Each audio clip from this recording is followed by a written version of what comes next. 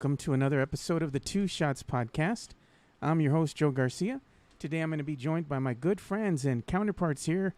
My good friend, Josh. I'm going to try to say your name right this time. It's always an ongoing joke. Josh Pardes. Yeah. Rudy Campos Jr. Hello. And the one and only Noah Magaro-George. So we're going to be talking about the bevy of NBA news that came out today. I mean, it was fast and furious. I even put a little GIF on there. I was like, no more, please. Yeah. I don't think we can handle any more news today. It was nuts, dude. I woke up and I'm like, what the F is going on? You know, you have news coming out of Nelly and the Mavs parting ways.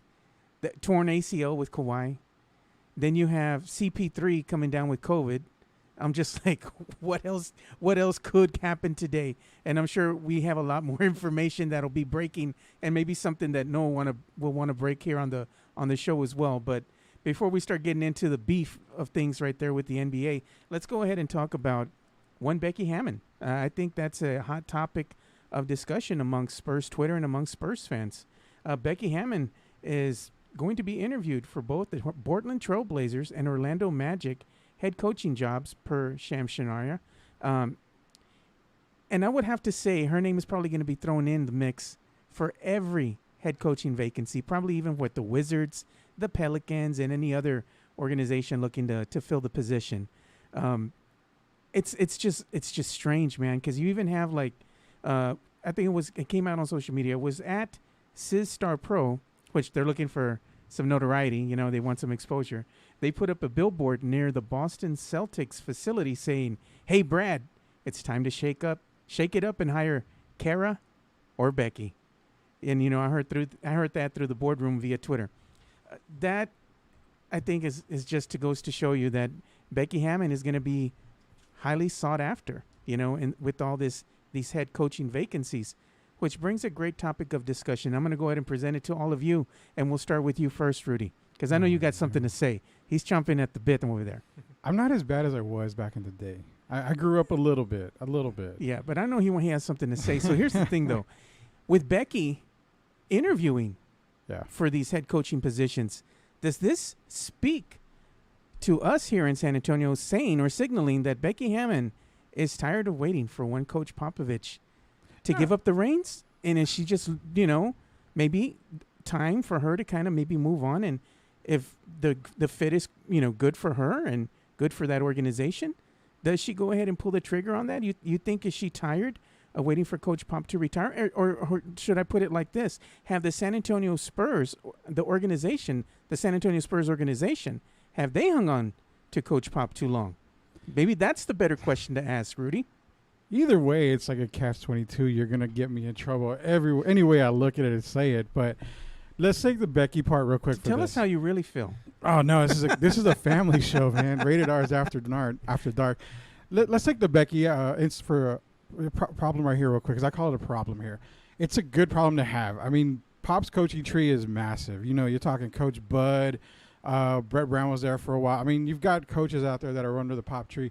Becky's another one. Is she tired of waiting for Pop to leave? No. I mean, she's going to do her due diligence.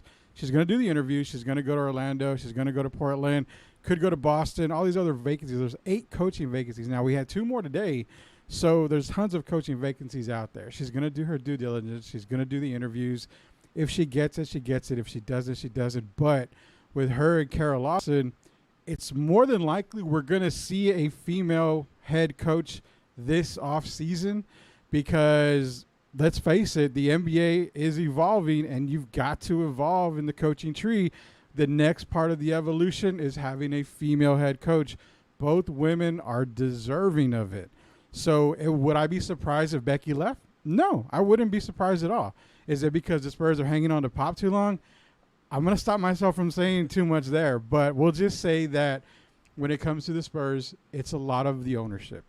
You're not going to have the ownership force Pop out. I mean, it's all about loyalty, respect, what's Pop's done. He's going to go out on his own time. It's not going to be a Jerry Jones issue like with Tom Landry, where Jerry takes over the team and the very next day Tom Landry is fired. I mean, it's not going to be anything like that. So I think what it is going to be Pop is just going to go on his own terms. I'm going to say it now.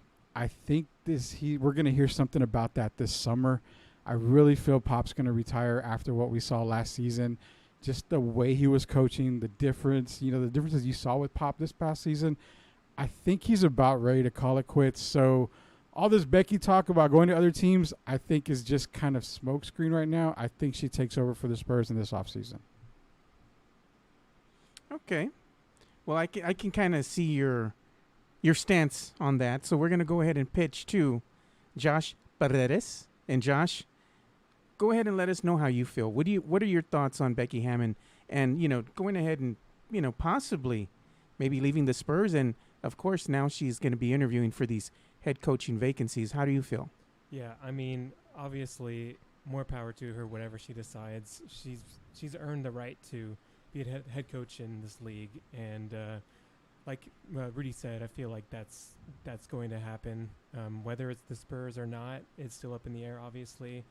I personally hope it will be with the Spurs. I feel like she's paid her dues, been there since, 2013, 2014. Mm-hmm. So it's really just a matter of, I kind of always had this in my head where it's like, I feel like there was a secret, like she knows on the down low she's next in line with Pop. Mm-hmm. I've always felt that.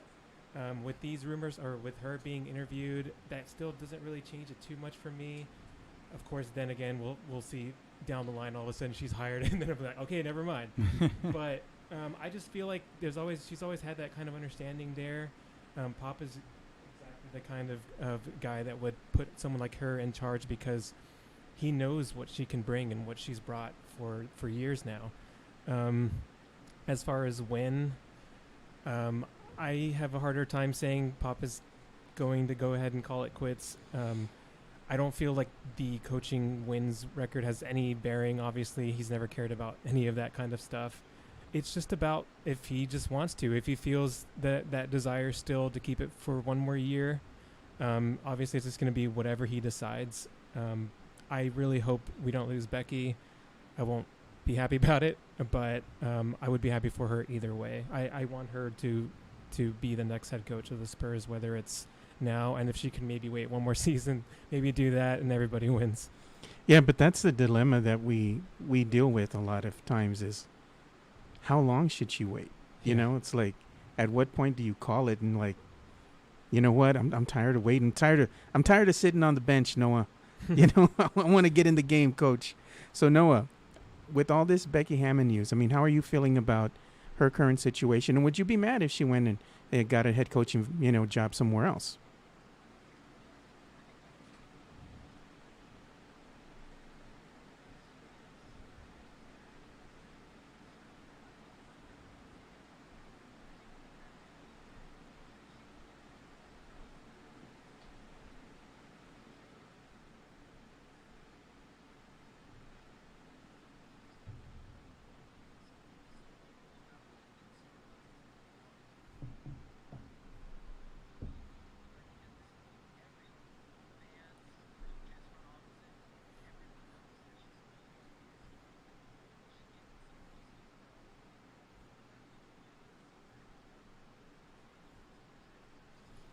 Oh, they're saying that they can't hear you, Noah. Speak to me, Noah.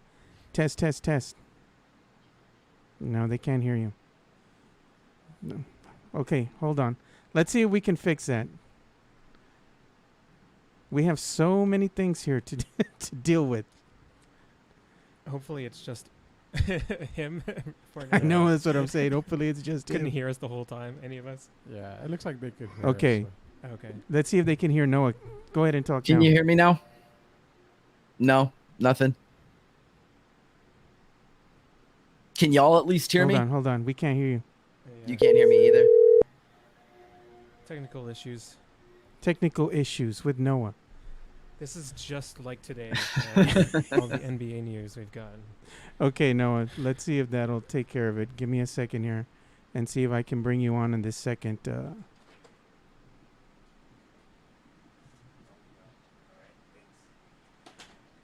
Josh. Oh, yeah.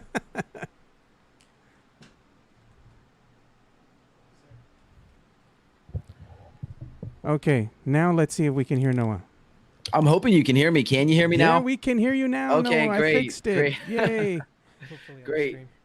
stream. Yeah, I mean, I guess I could pick up real quick, just summarize. Yeah. I just think that Rudy and Josh pretty much said it all, right? Like everybody's going to be proud of her if she leaves San Antonio, but at the end of the day, I think everybody in San Antonio, Spurs fans, they'll be happy if she's here. And I'm in the same boat. I'll be happy if she's here, proud of her if she gets a job elsewhere. But at this point, she's qualified and everybody knows it. You know, everybody knows she's qualified to be a head coach in the NBA. And I think that's going to be a really special moment. And yes, of course, it would be amazing if that happened in San Antonio. But if it doesn't, oh well. Yeah, I mean, if it doesn't happen, it doesn't happen. But at this point, I'll be happy for her no matter what happens, how this plans out. I would love to retain Becky Hammon. I think she's been set up to go ahead and be the Spurs' next head coach. But again, I mean, like, how long do we wait around?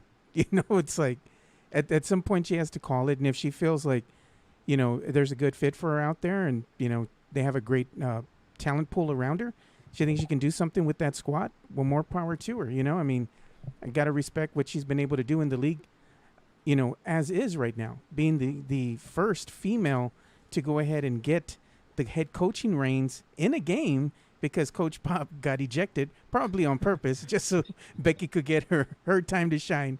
But if you look and see what's happened throughout the season, you see that she is running the huddle and timeouts, things of that nature. So she's already being groomed to be a head coach. But we'll go ahead and move on from the Becky Hammon news. Hopefully she stays. I know a lot of fans are watching right now, and they all have their opinions as well. And we'll try to get to you guys. But, I mean, these comments have been coming in fast and furious, just like the NBA news today. So we're going to go and move on to the DeJounte Murray news that actually broke as well. And it's nothing bad. I mean, DeJounte Murray just put out a tweet on his reaction to being snubbed, being left off the NBA all-defensive team with a crying/laughing emoji. Crying so hard you're laughing. And, the thing is that DeJounte only received one vote for the NBA all-defensive first team. He received 3 votes for the second team. Of course, we know what happened. No Spur made the NBA all-defensive team.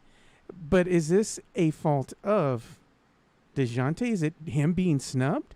Or is it more to do with the Spurs just not being a very good squad, being kind of below average and just being subpar this year? What are your thoughts? We'll start with you, Josh. Yeah, I mean, after everything that happened today, this doesn't seem like a huge deal, and I don't think DeJounte really sees it as much either. He does like to voice his opinion when he feels slighted, and he was slighted in the fact that he didn't get more than 3 votes overall for the second team. Yeah, so exactly. Overall, I just feel like maybe Jakob probably should have gotten some votes. It's hard to really kick anybody off this list out of these 2 teams. You got Kawhi and Thibault and Embiid on the second.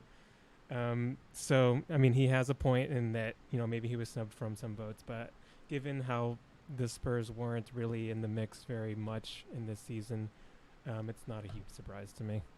All right. What about you, Noah? How are you feeling about DJ? Is he getting snubbed, or it had more to do with the actual team itself?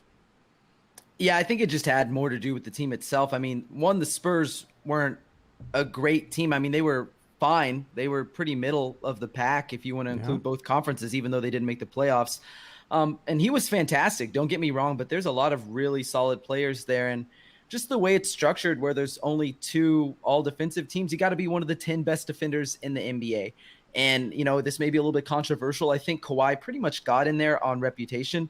I think anybody who watched the Clippers could see he wasn't one of the 10 best defenders in the NBA this season. I'm not saying he was bad.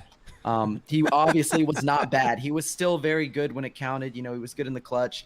He guarded the best player on the other team a lot of nights. But I don't think DeJounte got snubbed. But I do think DeJounte takes those kind of things personally, right? Like anytime he's snubbed, a teammate snubbed, it's the laughing emojis on Twitter, and then they're gone the next second because he deleted that. So yeah. I wouldn't read too much into it. I love DeJounte for doing that. To me, he's real. He has his emotions on his sleeve, and he's going to put them out there, even if it's just a snide comment or just for fun. He tells you how he feels, and then, of course, the Spurs probably tell him, you got to delete that, and he does, So at least it's fun. We have somebody who has some personality, and that's what I love about DeJounte. I hope he uses it as fuel.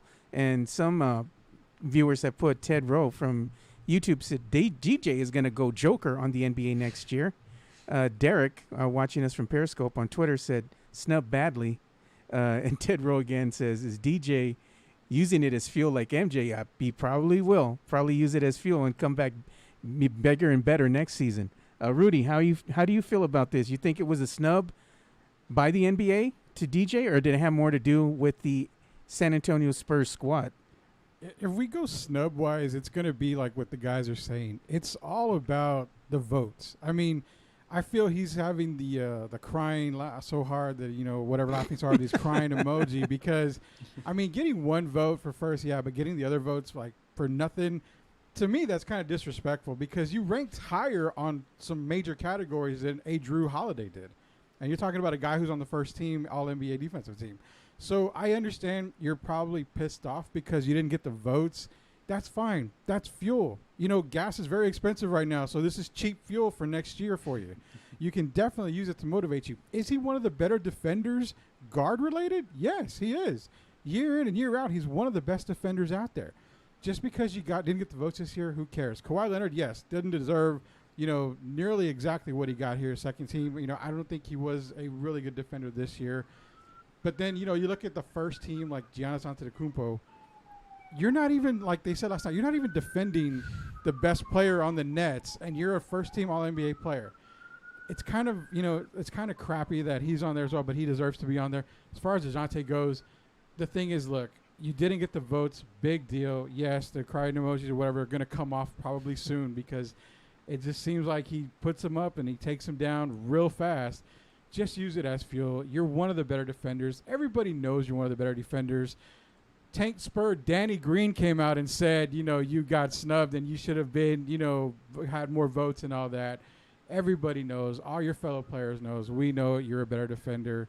Who cares? Come in next season in better shape, better work ethic. Get those votes that you want so you can make one of the teams. All right. So there you have it. And me, how do I feel? I just feel that it's a product of the San Antonio Spurs squad. And as Noah had stated, they just weren't very good this year. Yeah. Run-of-the-mill, middle of the pack, below, 500 team. And unfortunately, it's a popularity vote as well. But how do you explain Draymond Green then? Because the Warriors, I mean, they were not a playoff team. Reputation. They were popularity. But he was vote. He was an excellent defender this season, though. He really did it all, even though they were bad. Because there are excellent defenders on bad teams. But I think if you're also going to be on a bad team that's in a small market that hasn't had much success in the last 4 years, you can't just you have to be the best. You can't just be earn it off reputation. And Draymond's a former defensive player of the year too, so that probably had something to do with it as well. Yeah, and he was a really good defender this year. But that's the part where I'm kind of like, we can't really say the team wise because both teams sucked. I mean, let's just be honest. Both absolutely. Yeah, they were both bad. Yeah, they both made the playing game. I mean, they both suck. So basically, it's like, well, okay, Which one sucked less? Yeah, we sucked a little less, but I mean, it shouldn't have really been like that much of a big deal. He should have got more votes, basically, is what it was. Yeah. Should have, but ultimately did not. And again, and I don't know if we're going to talk about Yaka, but I mean, he didn't even get a single one. So, I think Yaka, if anyone got snubbed, it was probably Yaka. I'm not saying he deserved to be on either of those rosters, but not getting a single vote and someone like Daniel Tice and Julius Randle getting one, that's criminal. That's awful. Well, Noah, you are on your way to the top because you already got the little blue check by your name. So maybe one day when you get to vote, you can vote for Jakob. You'll be the lone vote. And then we'll have you back on and we'll be like, the only vote for Jakob Porto was by Noah Magaro-George. So there you go, Noah. You can make a difference, Noah. All of us can. We got to complain. Hey, why doesn't Spurs Twitter complain about that, right? Oh, man. Yeah, I mean, they complain about a lot. We'll see. Yeah. All right, so moving on here, we're going to go ahead and talk about the NBA draft lottery that is going to be happening next week. And our good friend here, Josh Pardes, wrote an article for Air Alamo, and he ran a simulator 100 times. God bless you, Josh. You got more patience than I do. I don't even think any of us could be there running a simulator 100 times. Would you do that, Noah? I did it 11 times until I luckily got the first pick for the Spurs. I'm like, that's it. They're getting the first pick now. No, I wouldn't sit there for 100 times. So I would, if it took me 100 times, I'd be out. I'd be out 20. Exactly. I think Rudy would have given up after 2 times. I've always said I'm technology dumb, so you know what? You're supposed to get the 12. You're staying in 12. I don't care whatever. They Right. probably will, honestly. Yeah. But I do the ping pong thing. I don't do the simulator. I have my Oh own ping pong gosh. ball. play beer pong, or you mean actually? Yeah, I put the cups out wherever it lands is their pick. Yeah, it always seems to land on whiskey. Well, I'm a tequila guy, so whiskey would probably be the 3rd or 4th pick for. Oh, for me, it would always land on whiskey, man. Whiskey or bourbon. But getting back to Josh, why don't you let us know about what drove you to actually run this simulator 100 times and then write about it, in this article that you did for Air Alamo? Mostly just a need for content. Now, we're covering the draft, we're covering free agency, doing lists, best defenders, best guys to go for in the playoffs still that are going to be free agents. So it's something just to kind of break up the monotony of it, something fun that I wanted to do. And I know Tankathon has a really cool tool, like a simulator. Anybody that's gone to Tankathon has probably messed with it. Simple click of a button, they'll put all the odds in there for you, and they will shoot out what pick you're going to get in a hypothetical 1 out of 100. So I kind of wanted to do my own exactly to 100, so it'll be like a percentage, however many times you get this is what's going to happen. Obviously, it's very likely they're just going to get the 12th pick, because I believe it's 85% chance, something like that. They could move up into the top 4, 2% or less chance for that happening in general. But yeah, I put it on Air Alamo. I did all the results on there, and it was pretty fun. I just kept track of it on Excel, and I was like, oh, there you go. I got. By the way, it took me 29 to get number 1. So there was that. I did get number 2 4 times, which is doubling the odds that they were given. So if they do somehow move up, maybe I can take some credit for that.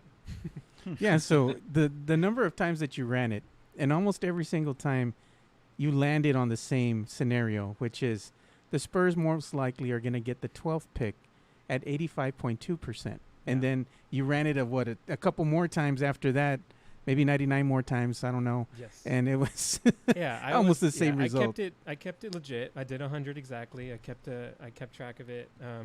So yeah, I was getting 12th pick 13, 14 times in a row. Then I would get 1 or 2 where they moved up. So that's pretty much what you should expect when they do the lottery is very, very likely that it's just going to be 12. But this is just kind of something fun to do. Yeah, and let's talk about the players here, because this was interesting to me. At number 1, if the Spurs got the number 1 pick, Josh put the Spurs are simulated to go ahead and pick Cade Cunningham. If they landed at the number 13th pick, they would pick James Bouknight. At number, let's say, 4, they pick 4. Jalen Green. At number 3, it would be Jalen Suggs.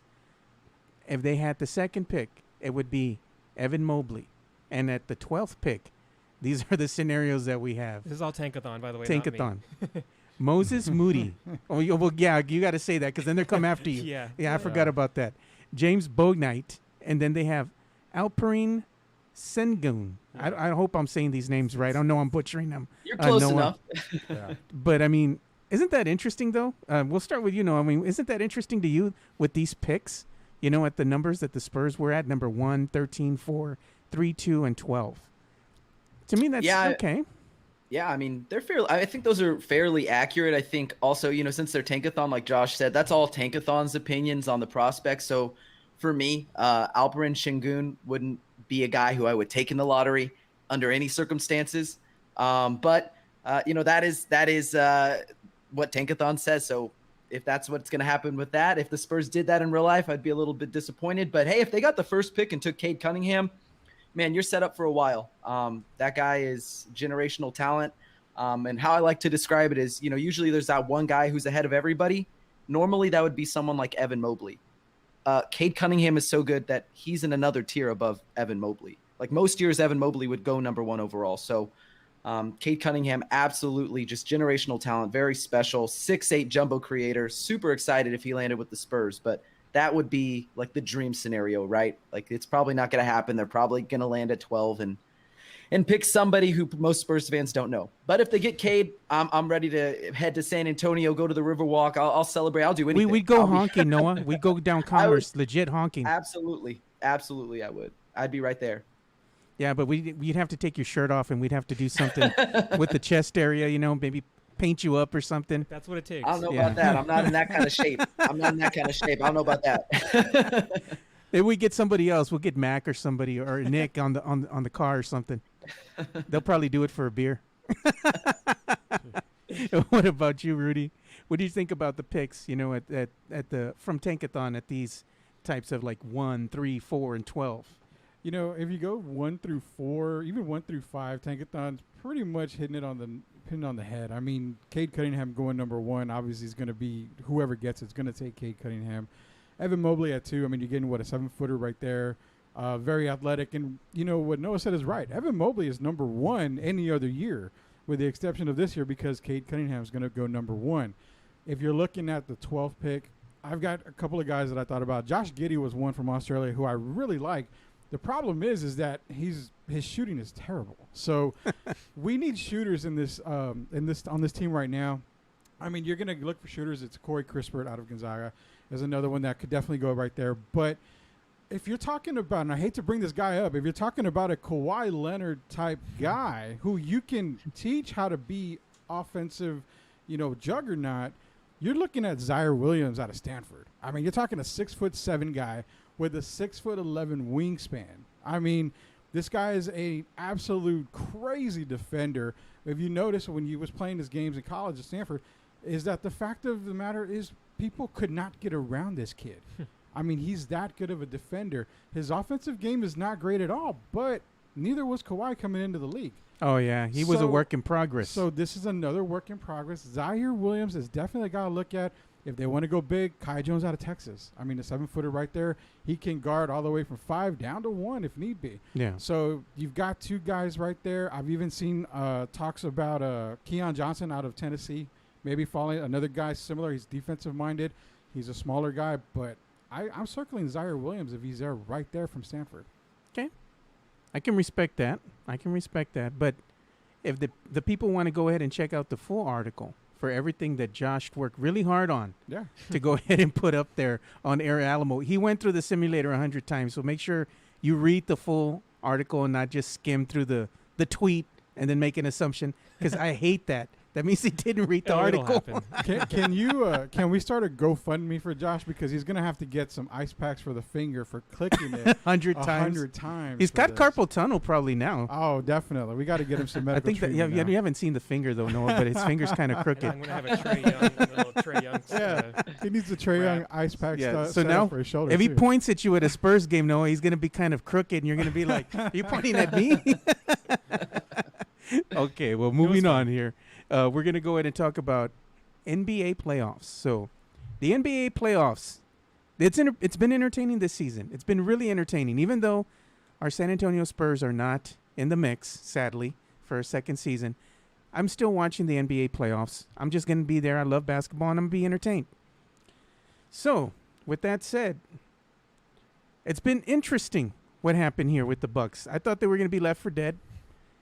The Nets looked like they were just going to just blow them out of the water. The Bucks come home. They put up a fight. You know, they even the series 2-2. We got game 5. The Bucks are up at one point by 17 points. They blow a 17-point lead. They mess up in crunch time. They basically give the ball away on a botched pass to Giannis Antetokounmpo and lose the game to the Brooklyn Nets. They had him up against the ropes, literally, and they let him come back in the game and beat them.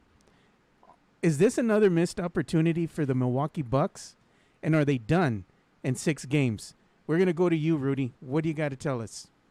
I can't say that they're done, per se, because now you're seeing, you know, Harden may still have that injury lingering, so we don't know if Kyrie's even going to play Game 6. We don't even know if Harden's going to be ready Game 6. So then you're also relying on a 48-minute Kevin Durant. Even though you've got a day of rest, it's 48 minutes. You're getting wear and tear on that body. there was actually someone on Twitter who asked, do you bench Harden and KD for Game 6 and probable for Game 7, basically, so you get ready for Game 7? I don't know if you do that, but as far as the Bucks go, I still think they can pull out Game 6, go to a Game 7. I think we're seeing a 7-game series right here. But my question is, who does this loss go on? Is it Coach Bud? Because I see a lot of that going on. I blame the coach. I want to say yeah, and that sucks because he's a Pop guy. Here we are blaming a Pop guy. We all blame Brett Brown for the Philadelphia stuff. I mean, Coach Bud, this kind of is on you, but I think they can bounce back. They're going back to Milwaukee. Out of the both teams, they're the healthiest out of both teams. I still think we're going to get a Game 7. I'm not ruling them out yet, but if the Nets get past Milwaukee, I'm curious to see how that Eastern Conference Finals goes because they're not healthy at all. And it's not like you're going to get Steve Nash come out and play point guard. So, I mean, they are in serious trouble. We're lucky the dude can walk on the sidelines. Let's be honest, man. He's got a bad back. I mean, he's in better shape than all of us, I'm sure. But I don't know. I don't know if he's better shape than you, Rudy. No, I'm in good shape for a fat guy. Let's put it that way. That's the best way to put it. You can run the 30 in what, maybe 5 minutes? I would say the first 10 would be 5 minutes. The next 10 probably another 5 or 10 minutes. I bet you we got a burger boy at the end. You probably speed that up a little. I'd shave off 3 minutes. There you go, man. But Middleton at the end of that game, it could have made it interesting if he had just taken the shot. He had an opportunity to either go ahead and, throw up a floater or just bounce it off the glass, bank shot, and the game would have been interesting. But that's how I'm saying, do you blame Coach Bud? Because there's that other thing like Middleton. I mean, good God, man. I mean, it's a jumper. It's a layup. It's somewhere in between, that's a floater. He would have gotten fouled at the very least and been at the free throw line. Yeah, but you give it to Giannis who, say Giannis gets the ball and they foul him. You're going 0 for 2. Maybe 1 for 2. I don't even know, man. I mean, I put more money on 0 for 2 than I do for 1 for 2 from the line. Who's a better free throw shooter, Jakob Poeltl or Giannis? Lately, Jakob. Late Jakob. Yeah. Lately, Jakob. After All-Star Jakob. I just don't understand how you can be MVP and one of the best players in the league and you can't make a free throw. I really don't understand that. Shaq did it for... Yeah, I think Shaq did it, right? Like Shaq was awful, and his free throw. Okay. Did you see the way he used to shoot free throws with one hand? Yeah, I think he made the ball look like a ping pong ball. That dude's hands were crazy. Giannis would never be a Shaq compared to a Shaq. I don't think so. I mean, I think his dominance down low to a certain extent because it's like everyone knows what he's going to do, and everybody says he has no skill, can't dribble, can't shoot. And then how's this guy averaging like 30 points every game? Like if you know what he's going to do, how come you can't stop him? So in that way, I think he's a little Shaq-like. Yeah. Yeah, and earlier you said, speaking of blame, I mean, there's plenty to go around, but you said botched pass. I feel like Giannis just dropped that. Like, I watched the replay because I was upset about that. I think the pass was too low. It was too low. It wasn't at a point where he was going to grab it. See it again, maybe. I felt like it hit him in the hands, and it was right there, and then he looked frustrated after. Not saying that one play defined the whole game. Obviously, KD going off was just like a... Well, look who was defending KD. He was just shooting fadeaways right over his defender. Exactly. And what can you really do about him? But there's plenty of blame to go around. But I don't know, man. I don't. He might be done. I'm surprised Joe's not blaming Bryn Forbes. Oh no, I don't gotta blame him. His game speaks for himself, bro. Come on now, good old barbecue. He's gonna get cooked down in the paint. It happens all the time. But now that he's playing with the Bucks, he can hide behind all that because he has a better supporting cast. Yeah. When he was with the Spurs, his defensive, let's say, deficiencies were exploited. Yes. And Spurs fans, including myself, would rip him a new one. But it really wasn't his fault at the end of the day. He is who he is. He wasn't a very good defender. But when you have a team that's not a very good defensive team, I mean, the spotlight's right there on you every single play. It wasn't all just Bryn and Marco. Let's put it like that. And we found that out this season, Yeah, we could have used their shooting this year. Oh, man. I don't know about that. You gotta pick your poison, Rudy. I just think, I think Rudy has a point, though. It's like, if you're playing Marco, Bryn, and Patty together for long spurts, you're asking to get burned. If you play them with better defenders, then of course it's going to be mitigated a little bit better. But I never understood that last season. I'm glad, I guess 2 seasons ago, I'm glad that's over with. But yeah, Rudy's right. We could have used at least one of them as a shooter. We didn't have but anybody yeah, this it is season. what it is. It was horrible, Noah. We couldn't hit a three to save our lives. I was one of the first ones to say, they got to go. They got to go. We can't use them. And then I'm the first one over here like, yeah, we could use that. That's like you telling the ex to get the hell out of here, right? Get out of the apartment. I don't want you no more. Give me your keys. Well, Kawhi listened to me, obviously. And then 2 weeks later, she looking cute. I want you back, baby. We've had plenty of those stories on other podcasts. I would rather not bring those same stories back up. I want you back. Still got to make the long drive home. Can't do that. Yeah, we won't bring up that because then Rudy will be sleeping outside with the crackheads in the backyard. No, he has some stories to say, but we'll leave that for the Rated R Sportscast. Oh, yeah. No, we can't do that here. You know what? You should have a live feed of their backyard. I bet you that would be lit. See all the shenanigans that go on back there. I would probably. I mean, if I do, it'd have to be like an OnlyFans type thing, because some of the stuff that is on there, I definitely got to charge people to see because it's not good at all. You remember that old website from back in the day? Was it Bum Fights? Oh God, Yeah. It'd be something like that, but 10 times worse. Oh yeah. All right, so let's go ahead and also talk about one Chris Paul. Chris Paul, Phoenix Suns, man. I was picking them to go all the way. This was my dark horse, and they were looking like they were on a head. They were like headed in the collision course to the NBA Finals. Chris Paul found his second win here with the Phoenix Suns and playing alongside Devin Booker. Then what do we happen today with all the other NBA news that comes out? We find out that Chris Paul has COVID. So now he's put into the COVID protocol. What's wrong with this scenario, man? Like, he beat LeBron, and this is his punishment now. You get COVID. I'm like, how does this even happen, dude? Like, really, at the end of the day, you think about it, it's like you're about to start playing another playoff series with another team, and this happens. Wow, what timing? What timing? Noah, with Chris Paul, is he going to be back if the Suns make it past this Western Conference Finals matchup? I mean, is there any hope that he could come back? Maybe if it goes 6 games, 7 games? I mean, I think there's a chance if it lasts that long. I don't think it will. I think the Utah Jazz are probably going to be going past the next round into the conference finals because of Kawhi's injury. And they were spectacular this year. I mean, let's be honest. They were really good. They would have been, the second seed, even if LeBron had been healthy and AD had been healthy. But this Suns team, I'm worried for them a little bit. I think they are really talented, like they showed last year in the bubble when they went 8-0. I mean, they're clearly talented, but Chris Paul was that piece that brought everything together.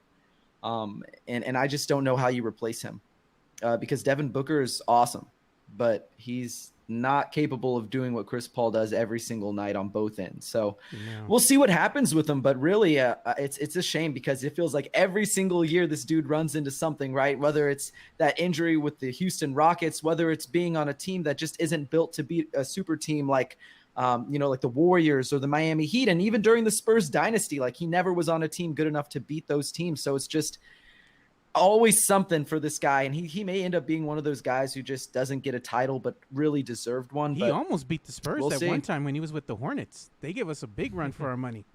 I was shook. I got scared. Yeah. I'm not going to lie. Yeah, that went into Game 7 on the road, 2008, I believe. Yeah. I was actually with my friend at that game. We traveled to... That's when they had the signs running up and down the side of the court with the big old head of Peja Stojakovic. Remember that? Yeah. That was a crazy time. God, yeah, so what do you got to say about this, Josh? Do you think the Suns are going to be able to live on without CP3 in the lineup? I mean, I don't know exactly how long he would be expected to be out.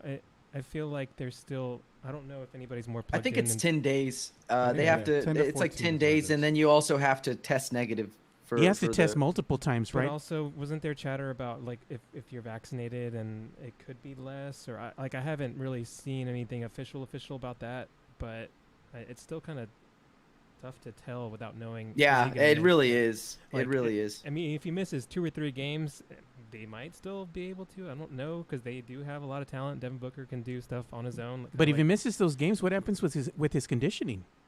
I think he'll be. I mean, sorry, Joe, I think he is going to be fine, right? Yeah. Like he's going to be you fine. No, go ahead. That's basically what I would have said. I mean, I don't think you saw him like with the bum arm in that round, and he was still shooting up shots. Like it was. I think he really does have bad luck. I want to wait for more in terms of how long he'll be out.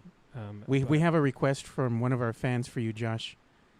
They said if we could turn up your mic. It's not that. You just got to stay on the mic a little bit. No. Yeah, just like be on the Instead mic of gesturing right there. wildly. Yeah. Just be on the mic and they'll hear you just That was fine. actually my friend that I went to that Hornets game with that is commenting that. So thanks for listening, Aaron. Yeah, there you go. Thank you so much. So we'll go ahead and pitch it to you last here, Rudy. The Suns going to survive without CP3. Yeah, I'm going to say this, and I'm going to say it, as enthusiastically as I can.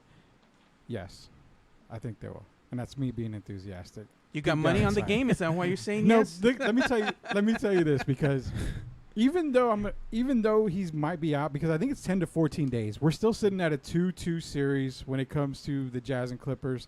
So you got the game tonight. Obviously, you're going to have a game 6.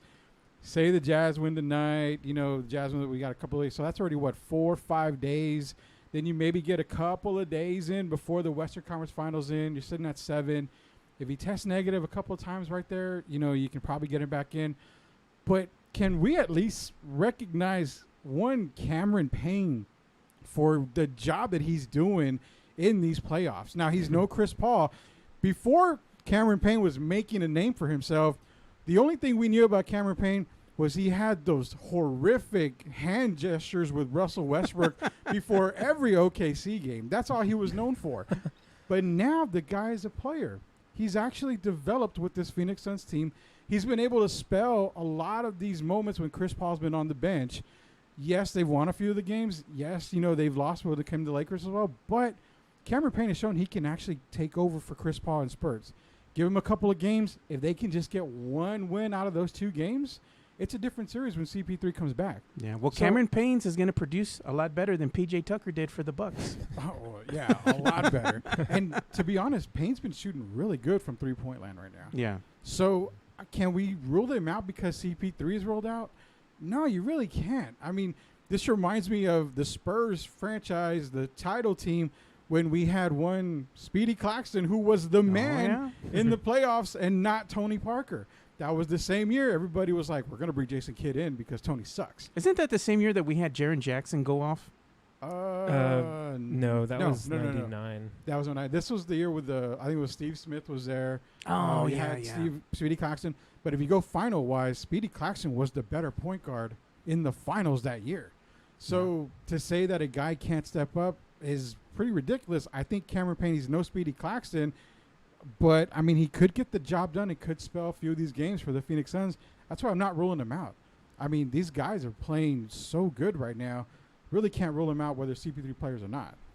Yeah. We got Ty Yeager watching us. So what's up to you, Ty?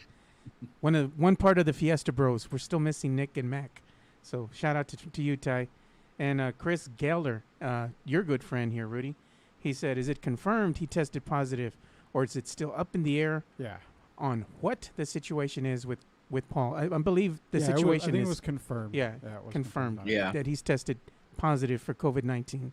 But, this is the thing, too, is that a lot of these NBA players, we don't know how many of them have actually taken the vaccination and how many of them have not. That's kind of personal information, and they're not, let's say, they don't have to come out and say if they've taken it or not. Just like LeBron James, everybody wanted to know, did you take the vaccine or not? And he's like, I don't want to tell you.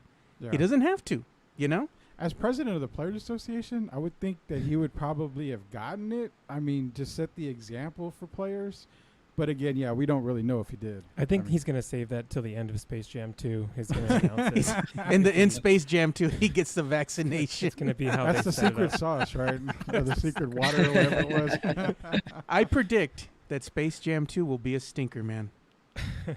Is that because you hate LeBron James? No. I just don't think it's going to be a very good movie. So just like the first one, then, right? Like the first one was bad. Come on, Shut man! Everybody likes it because mouth. it's like a cult classic. But that movie's awful. I went and watched it a year ago during COVID because I had nothing better to do, and I was like, man, this is trash. What's Noah's Twitter handle?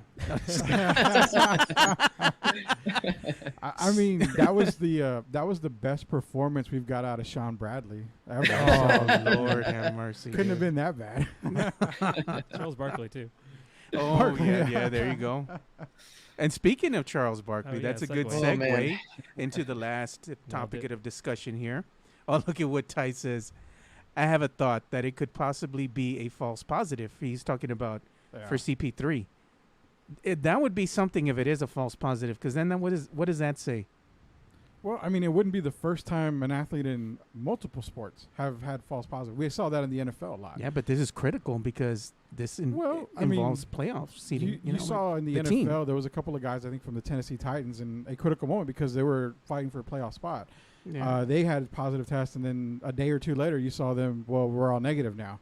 So it could happen that it could be a false positive. I guess we'll get another test from him later today or maybe tomorrow, and if it comes back negative, then I guess it could happen, but I don't know, man. This is kind of a weird situation. Yeah, Ty brings up a good topic of discussion here, too, but he puts Rick Carlisle had a false positive in April after he was vaccinated in January. There you go. There you go. You know, it's just weird. Like, you could get the vaccine and you could actually have COVID, but you're not sick. You're not going to exhibit any symptoms. Yeah. Well, you still might get symptoms if you get COVID after the vaccine. It's just supposed to be lesser. Yeah. I mean, like, you're not going to be like really sick where you're going to have to go to the hospital or something, you know? So you might think you just got a cold or something, you know, and actually turns out you have COVID. So odd. But let's go ahead and bring up the last topic here, and that's going to be Charles Barkley. Charles Barkley has a rivalry here between himself and San Antonio women. And it appears that it has come to an end after what? I don't even know. This started like what? 15, 20 years ago. Dude, 12, 15 years ago, yeah.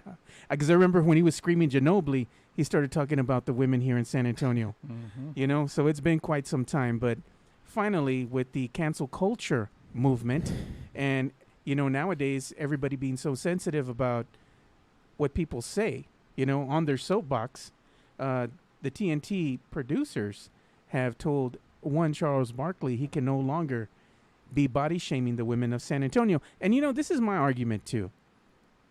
Really, at the end of the day, we have beautiful women here in San Antonio. You know, regardless of what, you know, Charles Barkley has to say. And I put my mama in there included. You know, I love my mama. Love you, mama. You know, and she's not a big old woman like Charles Barkley, you know, likes to make fun of, you know, all these women here in San Antonio. They're not big women. They're healthy women. There's a difference, Charles. There's a difference. And what do you have to say about this feud finally coming to an end? I mean, if it's me talking on it, I get where Charles is coming from. It's like a parody, man. I mean, he's just having fun with it. You know, deep down inside, Barkley loves the city of San Antonio, I'm sure. I mean, yes, everybody's not going to forgive him for closing down the Hemisphere Arena, even though I was a kid at that time, and I was actually cheering for it. Why do you got to bring up old stuff for it, Rudy? That was an amazing shot, man. That was an amazing moment in basketball history for me, even though it was against the Spurs. But he's always had a love for San Antonio, and it's just a parody. I know he loves the damn food here. Well, of course he does. Look at him. He's fat like me. You know, he's going to love the food here. But the thing is, like I said, it's a parody. And I get cancel culture, you know, wants to talk of this and talk that. But from what I've talked to, I've talked to a lot of women about it, and I put it's half and half. I mean, half are a little disrespected by it, but are not severely pissed off about it. The other half are laughing. It's like, if you can't make fun of yourself, what the hell can you do? And it's exactly what we're trying to do with Barkley. He's just having fun with it. And as a culture, as San Antonio has been on the map for being one of the heaviest cities in the world, basically, damn near. We definitely know the country. So, I mean, is he pointing out something that is not true? No, I mean, he's pointing out a factual statement if you look at it. And I am not saying anything about the women of San Antonio at all. I love the women of San Antonio. You know, didn't you marry one? Huh? I married a woman There from you San go. Antonio. I've been married twice, both of them from San Antonio. I've never had a girlfriend outside of San Antonio. TMI, Rudy. That's too much info, bro. No, of course, I got divorced from the first one. I'm married to the second one. I'm not into that. He only had to run 2 simulations. It's to me, it's a parody. But I get if you're upset. But who in San Antonio is upset? Is it cancel culture of San Antonio that's pissed off? No, it's cancel culture. Are any of the people that are pissed off from San Antonio? I mean, that's my question. Is why is this a big thing? He's been doing it for years. It's never been a big old problem because why? Because as San Antonio natives, we like to argue back. We like to fight back. And then at the end of the day, it's fiesta all over. We party. And it's kind of weird. He only brings this up during fiesta time. What time is it in San Antonio? It's fiesta time. Yeah, because he misses the chicken on a stick. That's all it is. Churros, chicken on a stick, whatever, man. It's on his mind. See, what I think of this whole thing is I'm not, I could get why people would be offended, especially women from San Antonio. I get it. I really don't think it's cancel culture to have somebody write an article about him fat shaming. That's what he's kind of doing. Yeah. It's not cancel culture. If his studio tells him to back off, I mean, maybe that's them doing it. I don't see, just like he's able to give his opinion or, share his jokes on TV, people can write about it, and there shouldn't be an issue with that either. If somehow it gets back to him and he gets in trouble with his bosses, then sure. The thing that offends me about this is as a fan of comedy. He's been doing this for way too long. I mean, it's funny at the beginning. Sure, he's bringing up churros, whatever, back then. It's been so long at this point, and he's always just saying them big old women and that podunk town. Just get new stuff. Maybe it would be funnier to me. I enjoy comedy all the time. I do find him funny. I find the whole, I watched the whole Inside the NBA HBO Max series and stuff. It's great. I love them all. There's a reason they're all, the highest rated. They've gotten Emmys. But just get some new stuff maybe at a certain point. That's my only thing. That's my takeaway from this. Get some new material, Charles. Please. Yeah, so we'll come to Noah. Noah visited San Antonio not too long ago. Well, what, maybe a week ago, 2 weeks ago? Yeah, Noah? I was here 2 weeks ago for my nephew's graduation. I loved it. It was great. How much weight did you gain in that little stint? Oh man, we ate a lot of food. Probably more than I need here. to. That's all we do here is eat. You go out with family. You go to a graduation. Everybody's talking about where we're going to go eat. You come here, you're hanging out with the family. What do they say? Where are we going to go eat? My mom stocked the fridge in our guest suite before my girlfriend and I got there. We had snacks, we had candy, we had sodas, everything. Stuff that normally would not be in my fridge. How many days did it take you to go through the snacks? We finished it by the time we got back to Dallas.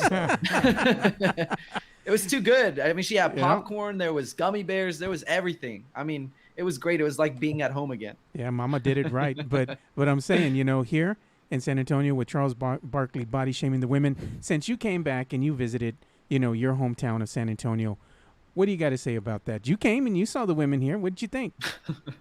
I mean, here's my take on it. Is if people don't want to be, called something or made fun of, then probably should just leave them alone. But I'm also kind of on Josh's thing where it's it's been a bit for 15 years. It's not really funny anymore.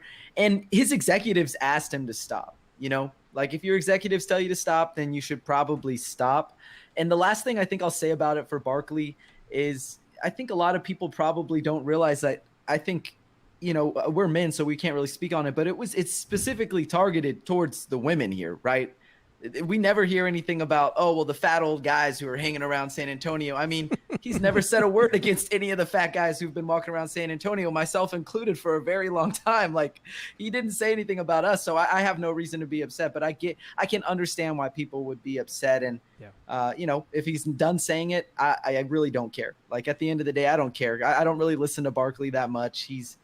And I mean this in the nicest possible way. They have a great show there. They do some fun things. But if you want to learn about basketball, you don't watch, Charles Barkley and Shaq. They don't even know half of the players who are in the league anymore. And this is a direct shot at them.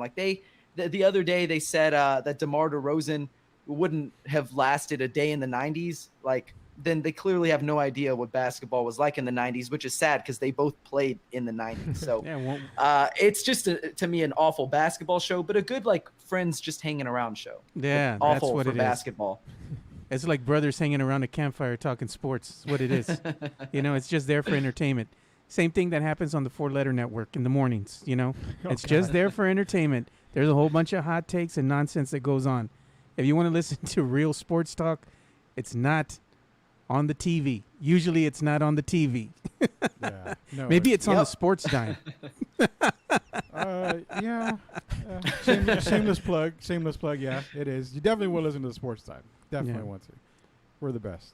Yeah, so we'll go ahead and end it on that note, and we'll go around the horn here and let everybody plug their social media handles. We'll start with you, Josh. Where can they find you and all the great stuff that you got going on over there at Air Alamo and also for Project Spurs? Sure, yeah. I'm at Josh810 on Twitter. As you said, I do stuff for Project Spurs. I write a lot for Air Alamo, doing a lot of draft coverage, free agency stuff. You can still see my pinned tweet. I did Tim Duncan Week last month, featuring a whole week's worth of articles all about Tim and his career. So if you want to check that out, at Josh810 on Twitter. There you go. And Rudy, where can they find you and all the great stuff that you got coming out? And also, what time does the Sports Time air on Sundays? Yeah, you can find me on Twitter. It's at Sweep the League, and actually Sweep the League is the podcast that I do. The Sports Time in general is every Sunday from 10 to 11. It's on 9:30 a.m. The Answer. We just got done with our Sean Elliott interview, which was tremendous. Interviewing Sean was a blast. Before that, we did Bill Land, so we did the whole announcing crew for the Spurs, which is a great time. Which is the best announcing crew in the NBA. Yes. I've heard the other teams. We clearly got the talent. Yes, we got the best ones out there. And the interviews were cool. Sean actually opened up a little bit on some stuff, which was really good about that. But yeah, it's every Sunday, 10 to 11. And as far as the Sweep the League, we're every Wednesday night from 7 to 8. So that's actually one of the podcasts I got to get to is my own later on here. So yeah, definitely you can join us here. It's on Facebook, Twitter, Twitch, and YouTube now. Yeah, so there you go. And also, Noah, where can they find you on social media? And also, where can they start listening to your new Spurs podcast that's coming out, which is something that I had a part in. I remember we sat down and we were throwing names out, and we figured one out, and it was Alamo City Limits, which I absolutely love. And congratulations, by the way, on them approving the name. I was crossing my fingers. Oh, me too. Thank you so much. It was great grabbing Chester's with you, meeting you in person and talking Spurs and figuring out a name for the podcast. So that was awesome. But yeah, people can find me at N_Magaro on Twitter. I have a YouTube channel where I do a bunch of Spurs stuff there. Recently hit 1,000 subscribers. So thank you so much, Spurs fans. It's just my name, Noah Magaro-George. Like Joe said, Alamo City Limits. It's going to be on anywhere you can find a podcast, Spotify, Apple Music, all that good stuff. And the first episode will be on Monday. It'll be featuring Ricky O'Donnell, who's the head writer at SB Nation. I got in contact with him. Super excited for that. We're going to be talking about the draft right one day before the lottery. Oh, nice. And that's pretty much where you can find all of my stuff, including, and Pounding the Rock, of course. You can find my writing at Pounding the Rock. There you go, for Pounding the Rock. Maybe we can be asked to be a guest on the Alamo City Limits sooner or later. Of course, I've got a bunch of people lined up. I'm trying to figure it out because it's going to be a daily thing and then one long form one a week. So it's going to be, once the next season starts, it's going to be a lot of work, but I'm super excited. Don't put me on with Rudy because he might outshine me. I'm just playing. I think it would be fun to have everybody on, all at the same time.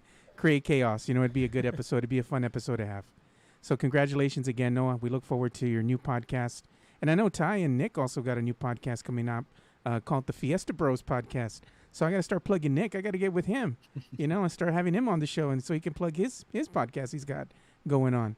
So that's about all the time we have for today's episode of the Two Shots Podcast. Thank you guys so much for listening to our nonsense and dealing with us. We look forward to doing some more podcasts, probably maybe once a week, because we're all pretty busy right now. We're enjoying some downtime. And Noah's busy as hell. He's got a lot of stuff going on.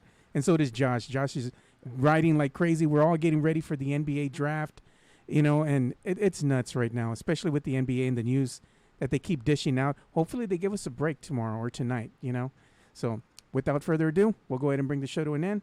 So for Rudy Campos Jr. and Josh Pardes and Noah Magaro-George, I'm Joe Garcia. Thank you guys for listening and watching another episode of the Two Shots Podcast. And like we always say, spread the love, stop the hate, and be kind.